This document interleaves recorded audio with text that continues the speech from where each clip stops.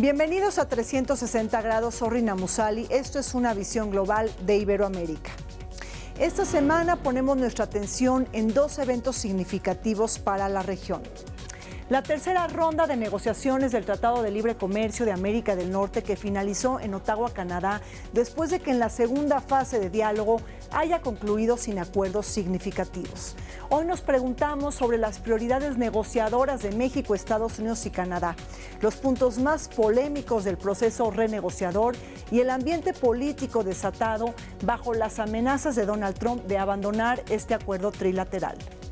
En la segunda parte del programa ponemos nuestra mirada en el referéndum independentista de Cataluña, un desafío al gobierno del presidente Mariano Rajoy y a la unidad política, jurídica y territorial de España. La consulta popular que se llevó a cabo este 1 de octubre, pese a que la justicia española la declaró inconstitucional.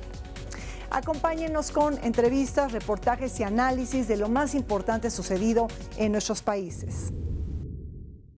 Esta semana en nuestra sección Bajo el Radar analizamos el proceso de modernización y actualización del Telecán, la tercera ronda negociadora que concluyó en Ottawa, Canadá. En el programa de hoy nos preguntamos sobre los puntos más polémicos del proceso renegociador, la propuesta de Donald Trump de hacer más estrictas las reglas de origen, eliminar el capítulo 19 sobre prácticas desleales del comercio, así como elevar los estándares laborales en nuestro país.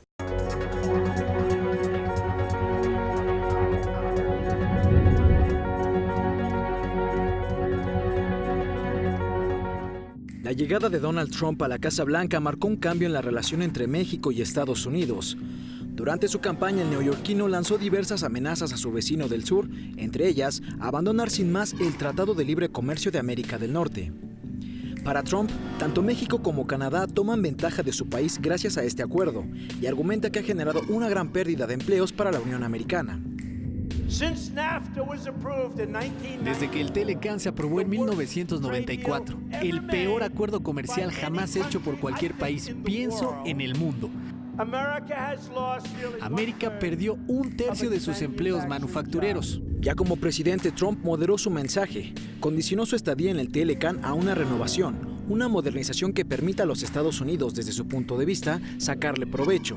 Es así que se pactó una serie de mesas de negociación en torno al tratado, en busca de encontrar un acuerdo que beneficie a todas las partes.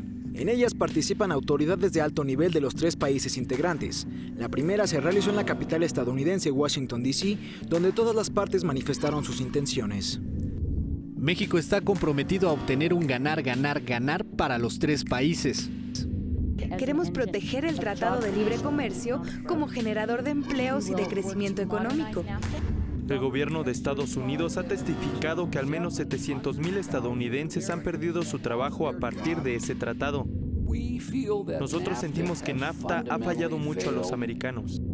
En esta primera fase se abordaron 30 temas, entre ellos el acceso a mercados, comercio electrónico, impulso a las pequeñas y medianas empresas, generación de empleos, cuidado al medio ambiente, transparencia y combate a la corrupción. Solo unos días después, el presidente Trump volvió a amenazar con abandonar el Telecán. Creo, en lo particular, que no podremos llegar a un acuerdo, así que pienso que probablemente terminaremos el Telecán en algún punto, probablemente. Sin embargo, esto no ocurrió y las negociaciones continuaron su curso en una segunda ronda realizada en la Ciudad de México. En ella se abordaron temas relacionados con agricultura, servicios e industrias innovadoras, así como los estándares de vida de los trabajadores. El representante de los Estados Unidos reiteró el compromiso de su país para llevar a buen puerto las negociaciones. Tengo la esperanza de que podamos llegar a un acuerdo que beneficie a todos nuestros trabajadores estadounidenses. El secretario de Economía mexicano Ildefonso Guajardo informó en esa misma conferencia que los primeros resultados de este proceso se verán reflejados en la tercera mesa de negociación que se realizó esta semana en la ciudad de Ottawa, Canadá. Sin embargo, en este marco, el primer ministro canadiense Justin Trudeau advirtió que se vienen días duros en la renegociación y que será muy difícil que se pueda tener un nuevo acuerdo para finales de este año. Me enlazo hasta Toronto para platicar con Gabriel Ramírez, él es corresponsal de México al Día en Canadá. Gabriel, muchísimas gracias por estar con nosotros en 360 grados.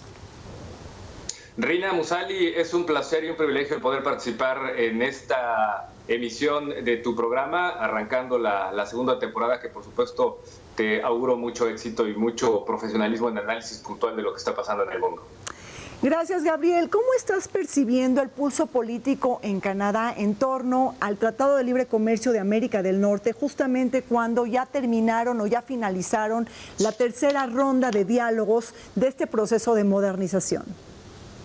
Rina, fíjate que es importante comentar que tras la llegada del presidente Donald Trump a la Casa Blanca ha habido un distanciamiento político entre Canadá y los Estados Unidos. El primer ministro Justin Trudeau y Donald Trump representan polos opuestos. Canadá se está posicionando en estos momentos a nivel internacional como un faro de esperanza para la materia de libre comercio, las políticas de inmigración y también el respeto a los derechos humanos. Podemos hablar también del cuidado al medio ambiente. Tú sabes que Donald Trump se ha salido del Acuerdo de París, mientras que Canadá impulsa iniciativas y políticas en ese sentido. En este contexto es donde Donald Trump arranca con esta intención de renegociar el Tratado de Libre Comercio y por supuesto pone a Canadá en un dilema, porque estamos hablando de los intereses económicos más allá de los políticos o incluso los intereses en materia de derechos humanos. Sin embargo, pues la población, el Partido Conservador y el Partido Liberal le han dado todo el apoyo al primer ministro Justin Trudeau para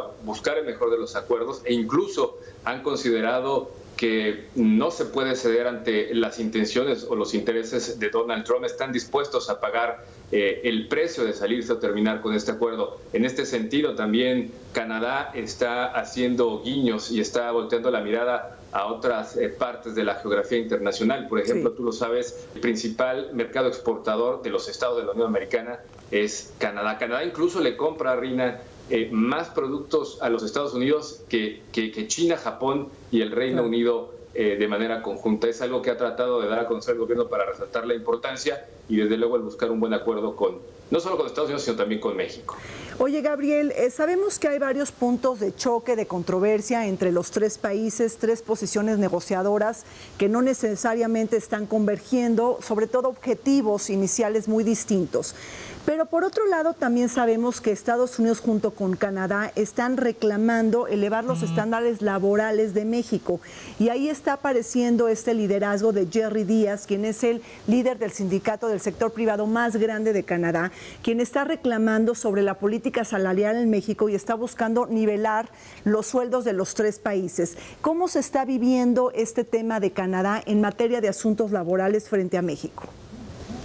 Efectivamente, Rina, el tema de los estándares laborales fue uno de los que se abordaron esta semana en la tercera ronda de negociación en Canadá, precisamente en la capital política, en Ottawa. Y como tú lo dices, no hay coincidencias, hay desencuentros. Lo que sí buscan Estados Unidos y Canadá es elevar, le han exigido prácticamente, y han estado presionando a nuestro país para el tema de los salarios. ¿Por qué? Porque si México ofrece mano de obra barata, por supuesto que las inversiones van a apostar por establecerse en México, y eso es lo que ha criticado Donald Trump, y de hecho es uno de los motivos principales para la renegociación del Tratado de Libre Comercio. No hay en materia internacional una homologación de los salarios, pero sí está existiendo esta presión. Sin embargo, como tú dices, Jerry Díaz, que es un hombre carismático, que es un hombre además muy cercano al primer ministro Justin Trudeau, tampoco está de acuerdo en los planteamientos que se dieron a conocer esta semana en Ottawa. Hay que decirlo también, Rina, las pláticas han sido a puertas cerradas, sí, de acuerdo de confidencialidad, que no se va a ventilar y no se va a debatir públicamente porque es muy delicado este proceso de negociación. Sin embargo, hubo un borrador por parte de los Estados Unidos en materia laboral donde dice Jerry Díaz, tampoco me convence, expresa que hay una frustración porque se ha avanzado poco en la materia, ya que Donald Trump encontró gran base de los votos para ganar la campaña en la clase trabajadora. Entonces su propuesta busca hacer una protección que desde los intereses de las compañías y también de las políticas de gobierno es muy difícil de cumplir. Como ves, algo muy complejo que comienza a discutirse y buscar una solución para todos. Claro. Ahora, pues hablando de estos puntos más álgidos del Telecán, ahí hubo una propuesta que preocupa mucho a México y también a Canadá. Antes de la tercera ronda negociadora, Donald Trump y su equipo propuso una cláusula de extinción para el Telecán, es decir, revisarlo cada 5 años. Digo, esto contraviene el mismo espíritu y la filosofía, ¿no?, del libre comercio, esta divisa de la certidumbre que me parece que es de las cosas más importantes en los tratados de libre comercio. ¿Cómo está mirando esto Canadá? ¿Qué posición ha tomado el gobierno de Justin Trudeau? Completamente ha rechazado esta iniciativa inesperada del presidente Donald Trump. Tú recordarás, en las primeras semanas de agosto envió un documento de aproximadamente 19 puntos, donde uno de ellos era el bosquejo general de lo que iban a buscar. Sin embargo, no venía esto que tú estás mencionando. Lo dan a conocer en los últimos días y tanto Canadá como México lo rechazan precisamente porque generaría incertidumbre. En ningún otro tratado de libre comercio en el mundo se establece una cláusula como tal y, por supuesto, en una negociación tan compleja, no todo será perfecto. Lo que quiere decir que a los 5 años habrá muchas cosas que se puedan corregir. Sin embargo, esto puede ser tomado como pretexto para terminar con el acuerdo y entonces todo el trabajo realizado y todos los beneficios que serán buscados se van a acabar de la noche a la mañana por un plumazo. Hay un rechazo total a esta iniciativa. Bueno, pues Gabriel, se nos acabó el tiempo en este espacio. Muchísimas gracias por esta entrevista y bueno, sobre todo también comentar la propuesta de Canadá de incluir un capítulo sobre derechos humanos de los pueblos indígenas y también un capítulo de equidad de género. Esto nos deja tarea que pensar en México porque nosotros mismos no hemos propuesto un capítulo de derechos humanos como sí lo tenemos, ¿no?, con la Unión Europea, con este acuerdo de concertación política, de asociación económica y de cooperación, con este bloque supranacional, ¿no?, de Europa. Muchísimas gracias y ojalá y tengamos la oportunidad de verte nuevamente. Hasta luego. Vamos a un corte. Al regresar, el referéndum independentista en Cataluña.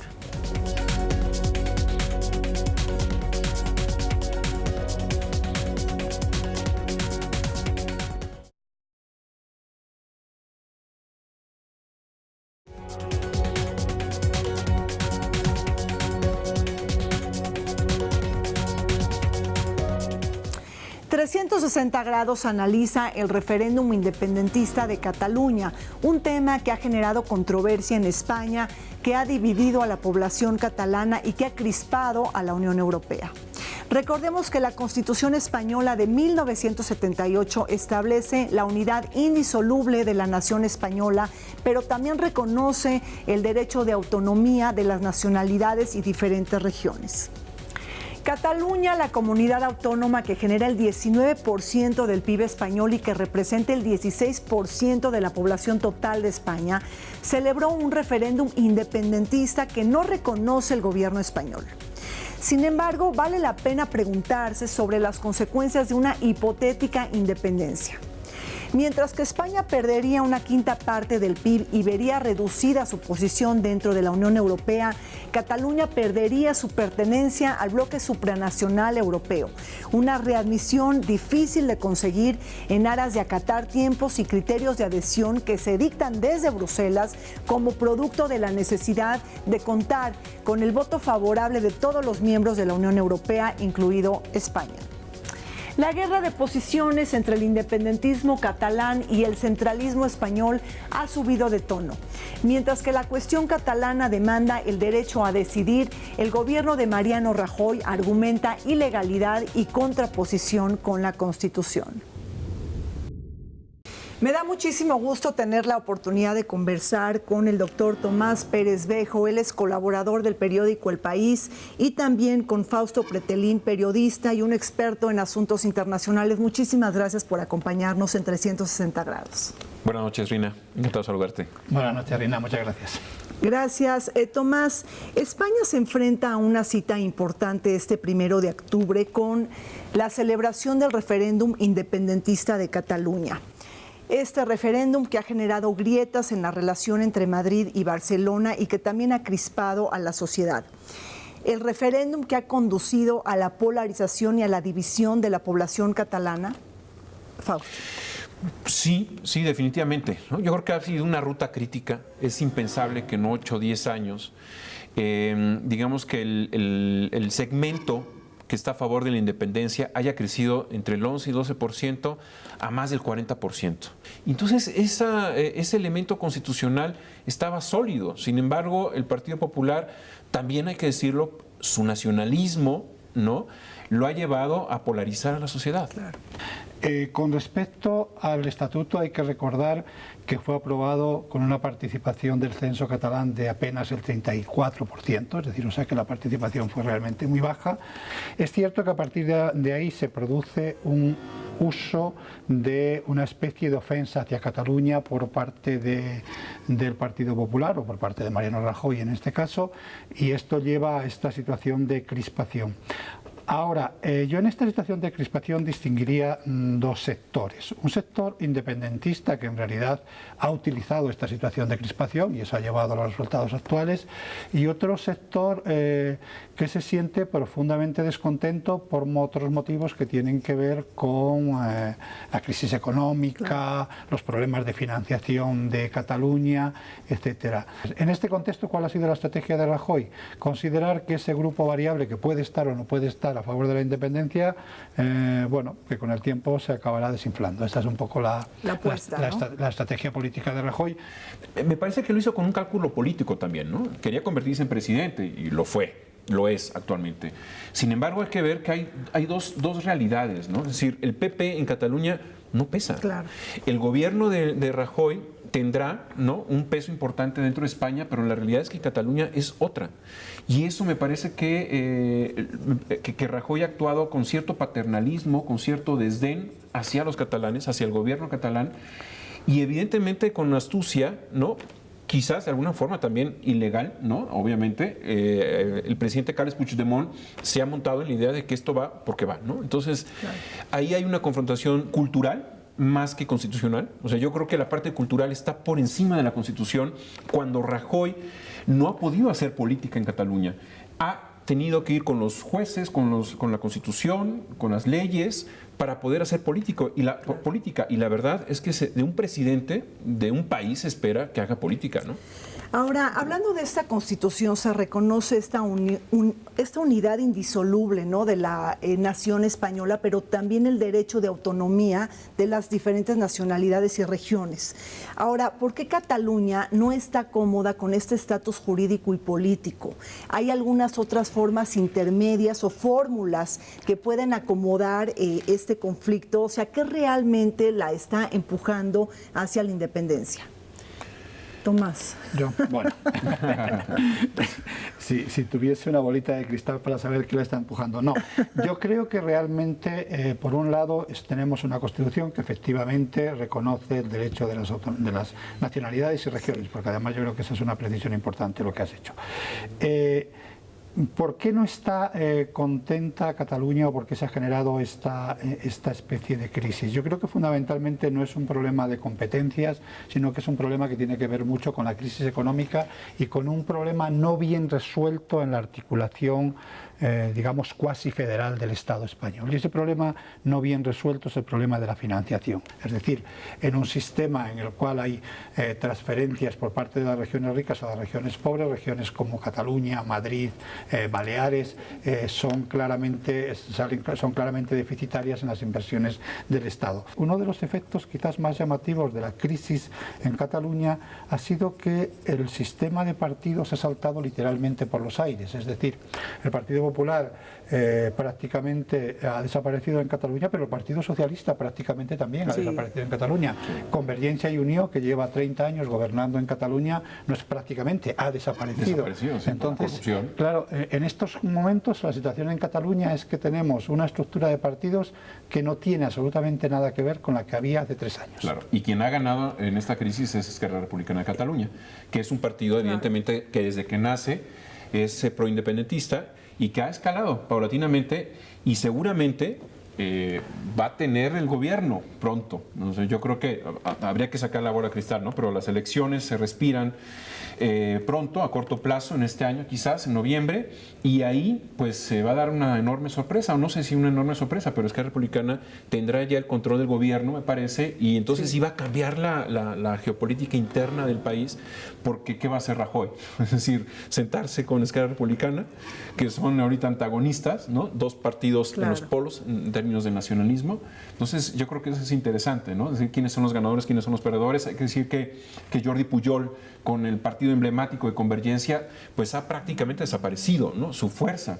Ahora ha convertido en un partido que le cambiaron el nombre, PDeCAT, y que no tiene ya un peso importante dentro de Cataluña. Aquí creo que una cuestión es importante, Tomás. ¿Qué tanto está alimentando el Brexit, este grito separatista o independentista de Cataluña? No, yo no diría que el Brexit lo está alentando o lo deja de desalentar. Lo que creo es que son fenómenos que sí que están directamente interrelacionados. Es decir, es posible que desde el punto de vista global, la globalización, y valga la redundancia, haya resultado positiva, pero hay perdedores en el proceso de la globalización. Y estos perdedores en el proceso de la globalización, finalmente la respuesta que dicen, bueno, antes cuando teníamos estados nacionales fuertes, economías menos globalizadas, vivíamos mejor. Volvamos a la situación de partida. Y en ese sentido yo creo que sí que hay algo en el proceso separatista catalán que yo sí relacionaría con el Brexit y sí relacionaría con todos estos fenómenos que van más allá, digamos, de un problema local que finalmente no deja de ser un problema español, pero que sí que habría que verlos dentro de esa perspectiva. Y Trump, ¿no? También. Y Trump. Que también de alguna manera le dio un vuelco, giro, ¿no? claro, a la por globalización. Y Trump de alguna manera está diciendo lo mismo, ¿no? Es decir, Sí, un credo antiglobalización, ¿no? Sobre y la propia todo. Unión Europea, Rina, ¿no? Claro. Que está muy debilitada. Me llama la atención que Rajoy también voltee mucho a ver a Bruselas cuando Bruselas está en una crisis profunda, muy debilitada, ¿no? Emmanuel Macron, pues tratando ahora de sobre todo revivirla. porque en un momento en donde se viven los 60 años del Tratado de Roma hay una especie de refundación de Europa y España quiere formar parte junto con el núcleo duro de Alemania, de Italia y de Francia, ¿no? de la Unión Europea, ¿no? Y esta Europa de primera y segunda, ¿no? velocidad, que eso le genera mucha tirria, ¿no? Y mucho temor a la Europa báltica, a la Europa del Este, ¿no?